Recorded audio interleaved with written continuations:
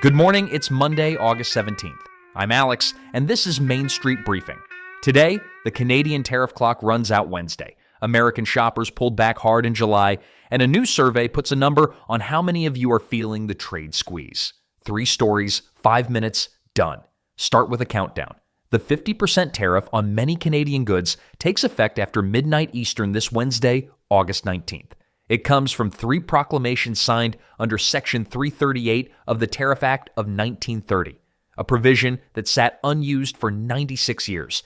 It covers autos, alcoholic beverages, and dairy, roughly $20 billion in annual imports.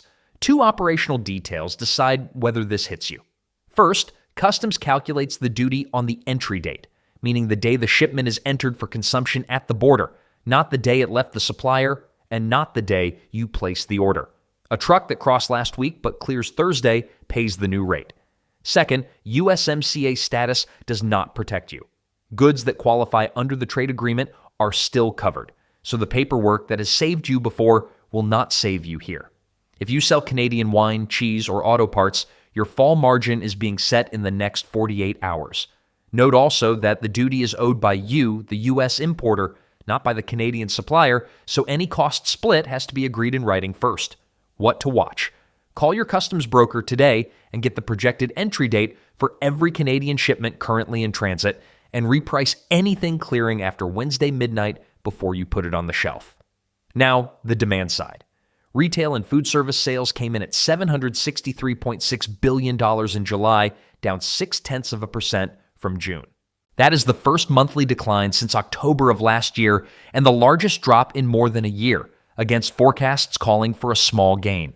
Year-over-year sales are still up 5%, but that is a real cool down from 7.3% in May. Online sales fell 2.2%, the weakest category, partly because Amazon moved Prime Day into June and pulled spending forward. Car dealers fell 2%. Gas stations, electronics, recreational goods, and groceries were all soft. Economists read the mix as a more selective shopper rather than a broke one.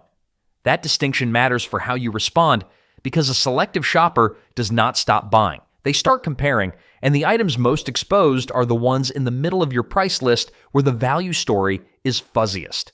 Food service held up better than goods, the pattern you expect when households trade down on stuff but keep spending on experiences. What to watch? Pull your July sales by item, find the 3 products where units dropped while your price held steady, and test a bundle or a smaller size on those before Labor Day instead of a blanket store-wide discount. And a read on how widespread the pain is. A Small Business Expo survey of 524 owners found 58.6% say tariff and import cost changes have affected their business at least somewhat. 41% report no impact at all, which tells you this is a sourcing story, not an everyone story.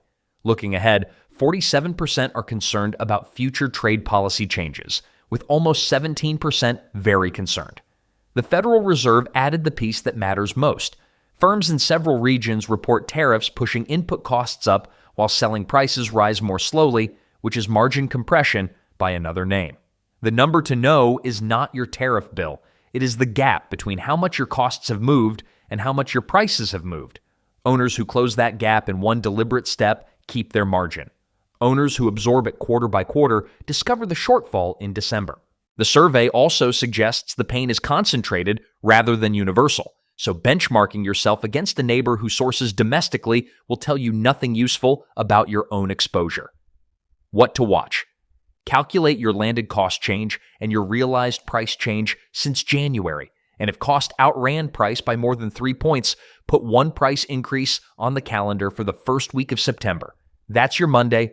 I'm Alex, back tomorrow with 3 more. Go make it a good one.